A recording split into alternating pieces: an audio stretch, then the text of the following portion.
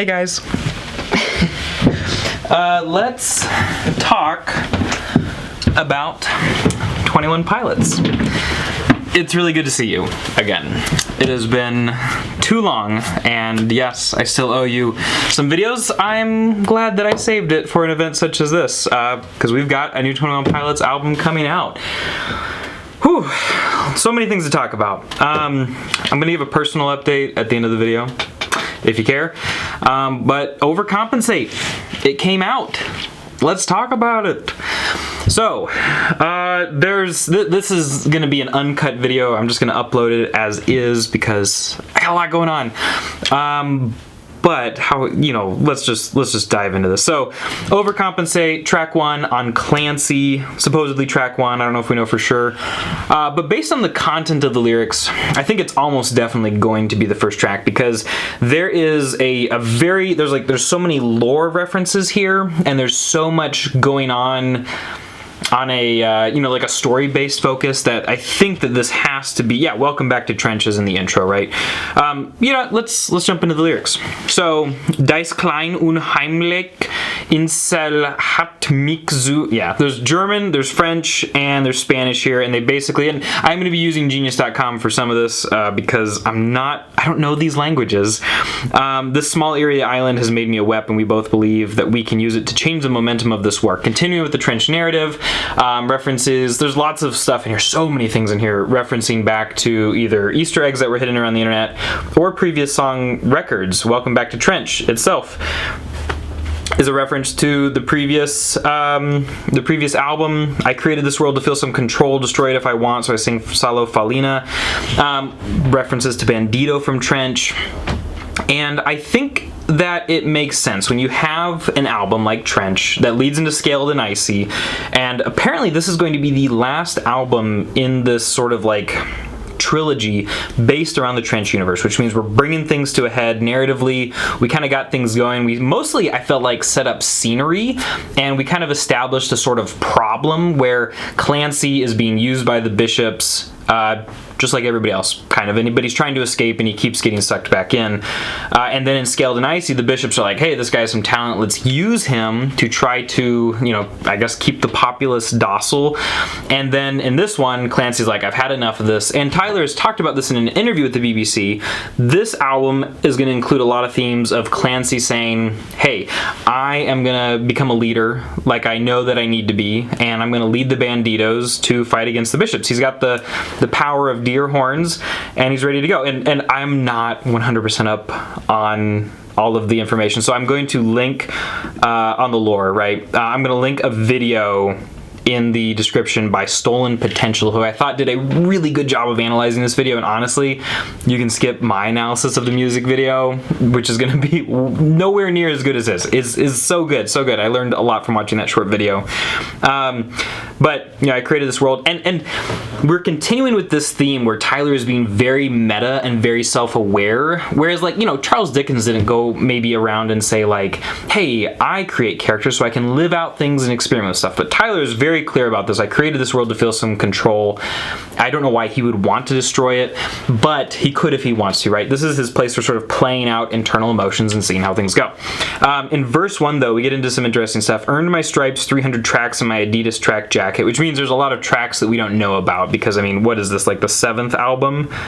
Something like, or 5th album plus self-titled and plus, yeah, because Vessel, Blurry Face, Trench, Scaled and Icy, this one, so that's 6, 7. Tyler's done tracks on his own, and I think they average somewhere on like maybe 15 tracks a piece, so that's going to be 70, 105. That's nowhere near 300, so obviously there is a lot of stuff in the background, and maybe this is related to, like, vocals, guitar, piano, etc. Maybe there's, he's kind of talking about that maybe on this particular song or on this one album, could be, but obviously there's a lot going into it. And I kind of imagine him sitting in his basement writing these lyrics, writing these songs, probably wearing an Adidas track jacket, which he refers to here. Bless your ear holes while you react, acting gobsmacked. I guess we're gobsmacked at what we're hearing.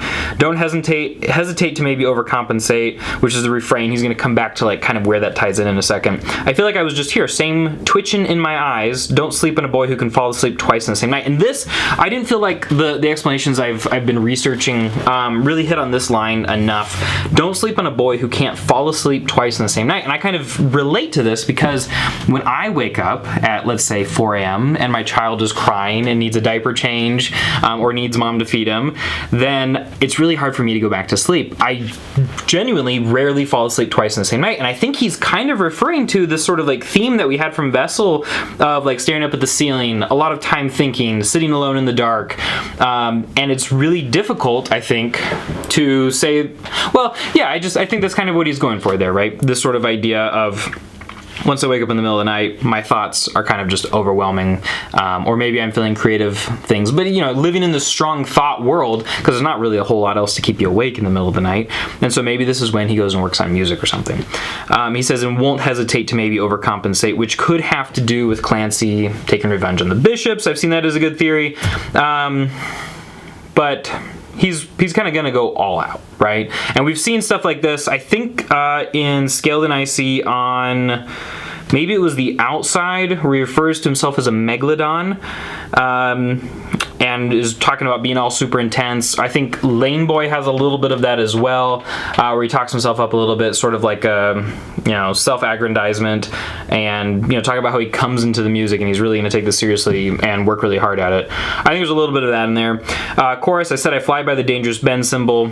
This, everybody already knows what this means basically, but in Britain, the UK, Tyler talked about this in a interview with the BBC. They have, you know, a dangerous bend in the road coming up, so you won't be able to see it, or there's like a drop off or something. And so there's like a little symbol that sort of looks like a backwards N, I think, saying like, hey, be careful, stuff is coming up. Don't hesitate to maybe, and there's some theories I've seen about it connecting to Nicholas Bourbaki, but I haven't put the time in to confirm or deny that. Verse 2, where am I from? I was born right here just now, originated right in front of your eyes. If you can't see, I'm Clancy, prodigal son, done running. This is where I was talking about, we're coming back to this theme of him taking charge, taking leadership. He's going to be the king of the Banditos or something, and he's going to go and try to help them overcome the bishops. And the originated right in front of your eyes, I think, I saw a really good theory about this, maybe having to do with rebirth, like sort of I become a new person, or it could be that he's Clancy, I've grown up with you guys, you know me, we're all from Dima here, this is great. Come up with Josh Dunn, wanted dead or alive by the bishops, right? So now you pick who you serve, you bow to the masses, get kicked to the curb for passing the classes. No matter what you do, it'll never be good enough for these bishops or the masses who want something from you.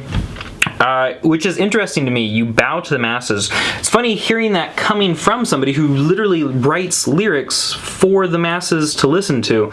And I think this has to do with what we see in, I think it's Ride, the music video, where you have fame and money, if I'm not mistaken. Again, sorry guys, I'm a little bit out of practice.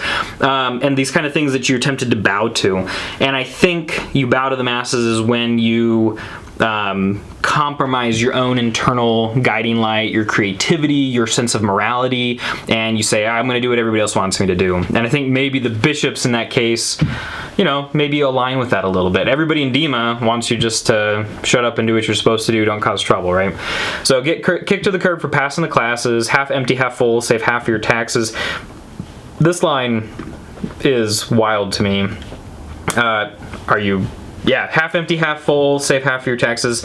Theory I've seen is that it has to do with, you know, pessimist, optimist, or are you a pragmatist? Do you just see things as the way that they actually are? You need to be ready to pay taxes because life just kind of sucks. But that also kind of goes with half empty.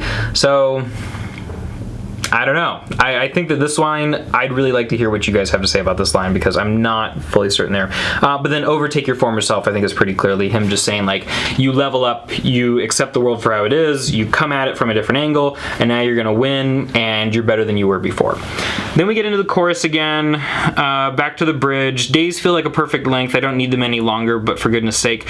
This is something that I think maybe, because he was talking about in the BBC interview about how his life is a little bit different now. He actually goes to bed and he actually wakes up, which I think was a reference to how he used to, before he had kids, would stay up super late and then sleep in, and that was kind of his schedule. He lived this sort of young person's life. He talked about getting older in the interview. The days feel like a perfect length, and he said how even though he has more structure, which isn't how he used to live, maybe not how he's comfortable with at this point, he's almost more efficient. He's almost better at things as a result. And I've actually heard this talked about before, and I kind of wonder if this would happen when I became a dad, where people say, once you have kids, you have less time, but you learn how to use the time better. And yeah, I can definitely identify with this idea of like, hey, I could just work till whenever. I'm going to play a game for now. I'm going to listen to some music. I'm going to watch a movie. Then I'll get the work done later. When you have kids who are going to wake up from their nap in 3 hours, then you better get to work, because this is all the time you get, unless you want to go without sleep. I kind of, as a person who has 2 kids, he's got 2 kids, and he was a little bit earlier with his first kid, but I caught up to having the same number of kids, I guess, whatever. I feel like I maybe have a special connection to where he's coming from there, if indeed this is what that lyric's about. Do this years seem way too short for my soul, Corazon? Yeah, like the years go by too fast. That to me feels like he's kind of skipping back from the Clancy perspective again and like talking about his perspective as a parent, but that could just be me imprinting on him. You see your kids grow up and you don't get to spend as much time with them as you want maybe, and maybe you're like, oh, I really enjoyed when this kid was 1 year old. My little girl Ani, she's 2 now, and she's in this phase where she gets grumpy so easily. You're like, hey, I need you to get out of your bed. No, I want to stay in my bed. Doesn't matter if she actually wanted to get out of the bed in the first place. Now she definitely does not want to get out of the bed because you said, let's get out of the bed, right? But in her 1 year old age, she was so much more compliant, and she would just be like, okay, I'll do whatever you say. But we can have more adventures and more fun now. So like there's different things about different years in a kid's life, and you get to know and love like that year of your kid before they grow into the next phase. And I wonder if maybe that's where he's going with that. My soul, Corazon, way too short for my soul, Corazon. It could just be that he's got this burning passion, he wants to go for it, and he just doesn't have enough time to do all the things that he wants to do. And of course he's throwing in Corazon. We had the French, the Spanish, and the German, and I think 21 Pilots. I'm surprised there's not Japanese or Korean in here, because I feel like they do try to nod their hat to Japanese and especially Korean audiences every once in a while. But it's undoubted that 21 Pilots is very much an internationally minded band. Like, we create music for everybody. They're not just focused on Americans, and throwing in these extra languages into a song that was already written in English, I think it's pretty cool. He continues on to the refrain. We end with the chorus, and there we go. Now, of course, the music video, I'm going to be very brief here. He's dancing in the hall. It seems like he's sort of leading this conference or this session, like, hey guys, we could rebel. Let me sing the song about how I'm going to overcompensate and take revenge. Josh is there drumming, but really this guy who is doing the singing and the dancing is just a guy that Tyler Joseph is controlling, who is actually, ostensibly dead or something, and Tyler's just controlling his body, which is morbid. And it's also interesting too that Tyler takes his hat off in the performance, and it does look like Tyler, but then it's not when the guy faints and everybody takes the mask off. You do see at the beginning nobody's wearing many colors at all. By the end, some people are wearing red, some people are wearing yellow tape, and you kind of wonder if maybe this meeting made some people like, no, that's not for me. I'm gonna slap the red on and stick with this, and some people with the yellow on, and they're like, yeah, I'm down, I'm convinced. And anytime you bring an idea into a situation, you run the risk of polarizing people, right? And saying some people are going to go the opposite of what you want after they hear you, and some people are going to go even more based on their internal biases and what they want. The other question was, how is Josh drumming but also pulling the boat? And I think, like with some 21 Pilot stuff and with many artistic endeavors, especially when you're trying to tell a narrative in a musical medium, it can be really difficult to translate strict cohesiveness from music to story or vice versa, right? And so my guess, we're just gonna kind of write that off as artistic license, unless something else appears in the future to let us know how that would be different. Something really important to note too, I think he mentioned this in the BBC interview as well, this track is actually going to be the first track in their concerts. And the big thing we have to remember, guys, people are going to judge Overcompensate. I'm judging Overcompensate for a couple of things that I'm not a huge fan of, and I'll get into that in a second. But 21 Pilots is a concert band. And anytime you talk about 21 Pilots lyrics, songs, music videos, anything, you have to think about it in the terms of a live show. They make albums and they make some money that way. The label usually makes more money with albums these days, but 21 Pilots is a concert-focused band. And I could really see how this song, it feels a little bit lyrically, like the music is fine. I love the music. It's intense and very cool and interesting. Some people have pointed out that his voice is a little over-processed, and I think there's maybe something to that. But the lyrics are kind of, they feel a little bit all over the place, right? And I think that's because Tyler is trying to pull in and set up the narrative, set up the situation that you enter into with a concert. Because remember, every 21 Pilots concert also is basically a story. I think we saw that especially with Trench. I went to 2 Trench concerts, and especially with the second one, I felt like there was a much more hopeful message. I felt like they changed up some tracks and switched things around from the first one, which felt much more like a downer after I left. But there's always kind of this narrative, and we go from highs and emotional lows and ups and downs, and things happen, and the choice of songs, the order of songs, they all matter. And so I feel like this song, I'm surprised it got a music video.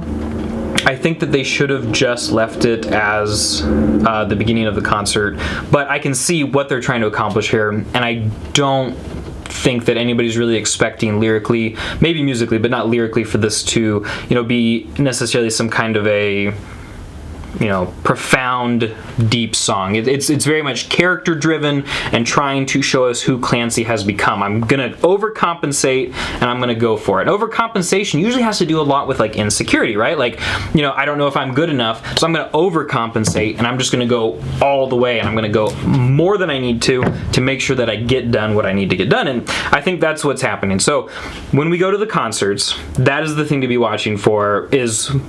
I'd be really curious to hear what song comes after Overcompensate, and what kind of narrative journey do we go on with Clancy and 21 Pilots and Tyler and Josh through the course of these concerts. You really, I need to state it again, you really can't judge 21 Pilots fully accurately without going to the concert to see where the song fits in. All right, that being said, I'm talking way too much, but it's just good to get going again.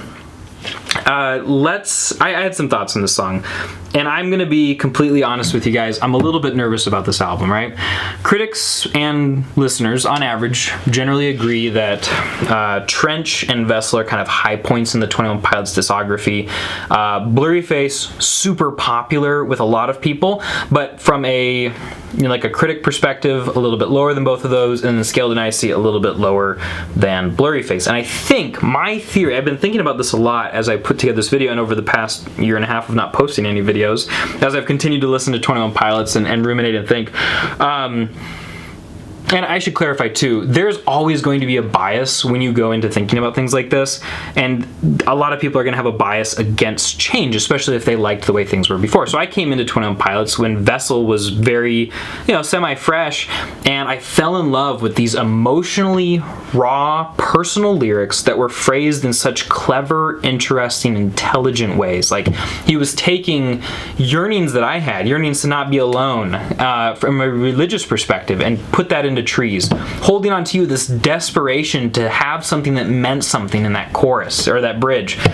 Car Radio, this sort of affirmation of taking time to think and set aside distraction.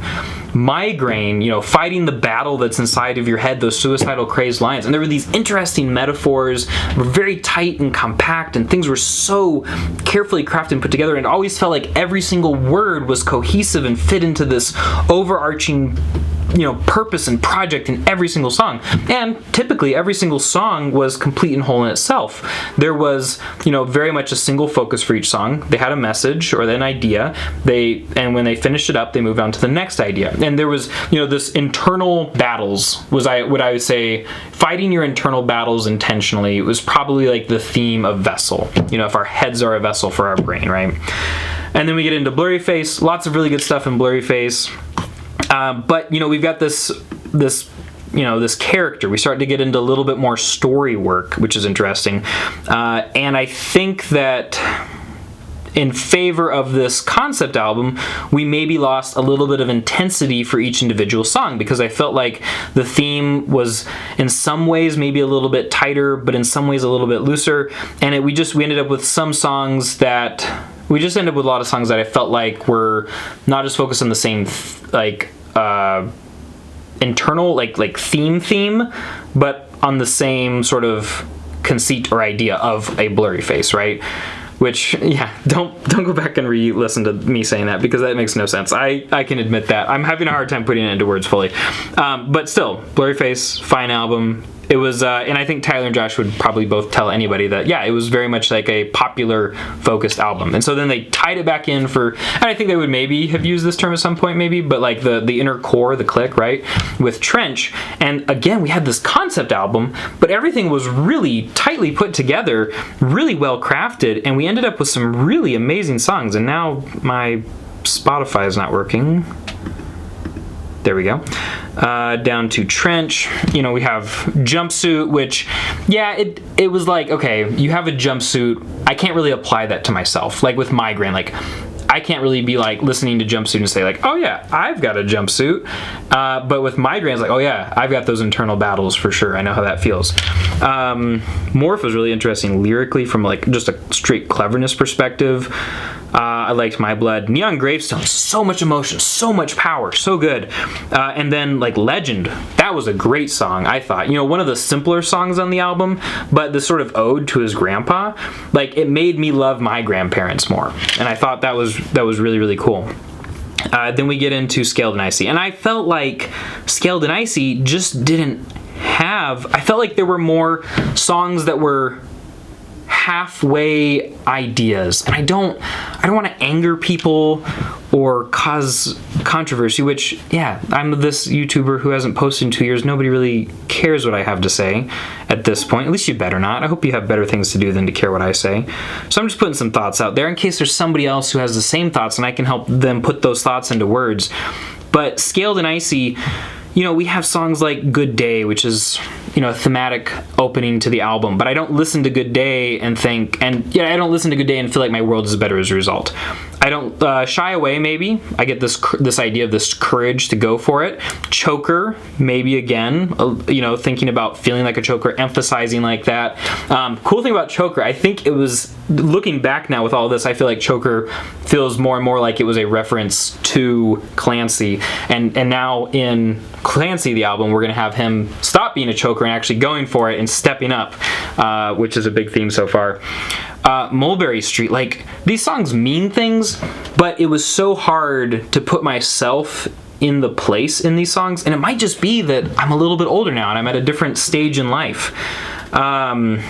And so these songs aren't necessarily written for me, but I felt like that was the power of some of the stuff on Trench, almost everything on Vessel, and some of the songs on Blurry Face, is I could kind of live in that song, put myself as a character in that song, and come out of it feeling like my world was a little bit more manageable, a little bit more triumphant, a little bit more clear, a little bit more encouraging, a little bit more thoughtful, you know? And I'm worried if Overcompensate is the starting ground for the Clancy album, I'm a little bit worried about what it might mean for the rest of the album. And I think a lot of this, guys, has to do with Trench to a small extent, Scaled and Icy, and who knows, maybe Clancy, not really feeling like they're about us. I would say the Dima lore feels like it's kind of about Clancy, and maybe in a way we're all metaphorically Clancy, but I don't really feel like I've fully figured that out yet. You know, there's a lot of little pet theories, nothing super clear, and it still kind of feels like it could go many different ways. And I think a lot of people are comfortable with that gray area. For me, I just love the crystal clear starkness. It still takes some thinking to get through some of the metaphors, but usually there is an answer there in some of their older tracks. But with some of the Dima stuff, it's like, okay, you know, I love a good story, but that's not what I came to 21 Pilots for in the first place, right? So all of this lore starts to feel a little bit like a kind of a drawn out chore to get to the thing that I personally came into this stuff looking for, which was, what I think the purpose of all good art is I want to be, after I take in a piece of art, a book, a movie, a song, I want to feel like a bigger person, and not height-wise or something like that, but I just want to feel like a deeper person, a more interesting person, a more complicated person. I want to feel like my life has been augmented in some way. Maybe I felt something new, or I felt an encouragement, or I got inspiration or something, and I go to a lot of 21 Pilots songs for that, and the lore didn't give that to me. And now with Overcompensate definitely did not give that to me, which is not me saying that it's bad or that it's not good. It's two different ways of saying the same thing. But I'm just really curious, and I'm a little bit nervous. I'm not nervous. I just am really curious to see which way this goes. And once this trilogy is over, I think I'm even more curious than I am with Clancy, because I kind of feel like I know where Clancy's going. It's about Clancy, it's about Dima, maybe metaphorically, maybe loosely, but thematically, yes. And then I'm really curious to see, once the Clancy saga is over, who is 21 Pilots? Who is 21 Pilots in 2024 or 2025 or whenever? Yeah, I guess it would be like probably 26 or 27 before they release another album. Who is 21 Pilots without Clancy and Dima? And I'm just so curious to find that out. Anyway, I hope I'm not raining on anybody's parade. This is just me sharing honest thoughts here and hoping that I'm not offending anybody or making this harder for you to enjoy or to get something out of it. Because that's the thing, guys, is if you can listen to Clancy or any of Scaled and Icy or anything, including the line about bless your ear holes, which I'm not a fan of. I'm an anti-fan about that. Then you should not stop. You should not feel ashamed. If you can get something out of that and you can feel like a bigger person as a result, more power to you. Do it. Do not stop. And I think that's awesome. If you are that person too, please tell me what you found that was so interesting and unique to you, and maybe I can feel the same way too and can go deeper with the song on an emotional level. So that's what I've got, guys. Thanks for watching. What is this? 26 minutes and 52 seconds of barely coherent. I hope you guys are all watching this on double speed. Yeah, God bless you if you weren't. For those of you guys who care, I'll just give a quick life update too. We are still living in Las Vegas. We're getting used to the hot summers. We're having a beautiful warm winter.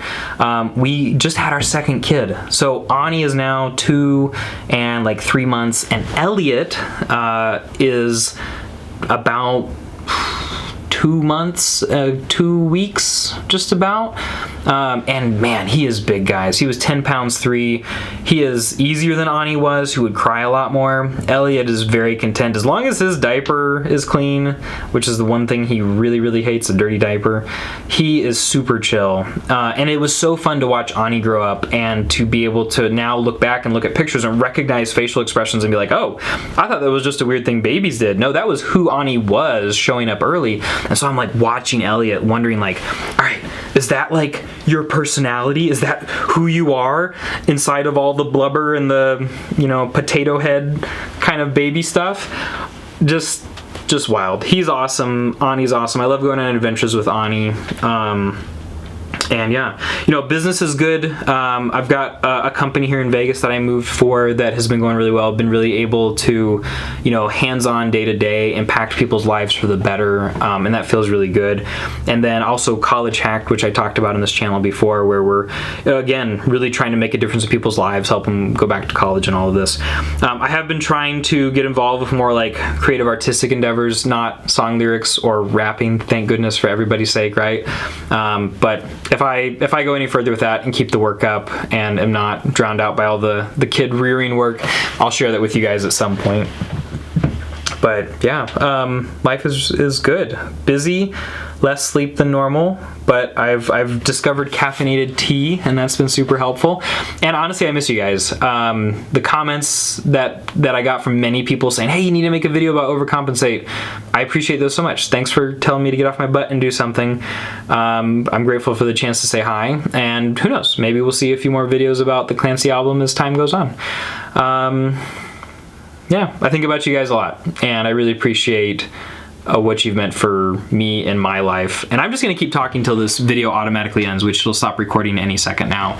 So I saved the mushy stuff for last, and that's just truly thank you. I've learned so much from you guys, hanging out with you, making videos for you, and it's helped me with other projects too, and helped me learn things about myself and all of that.